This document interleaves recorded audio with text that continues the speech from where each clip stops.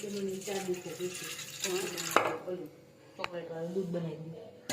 તો રોજ તો દૂધ 2 દિવસે મેર્યું આપણે રોજ રાતે પીતા હતા રાતું નહીં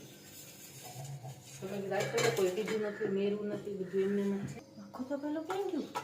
તો કે મને નથી જો માનના નથી થાય પણ એમ નવા ના આવે ને હા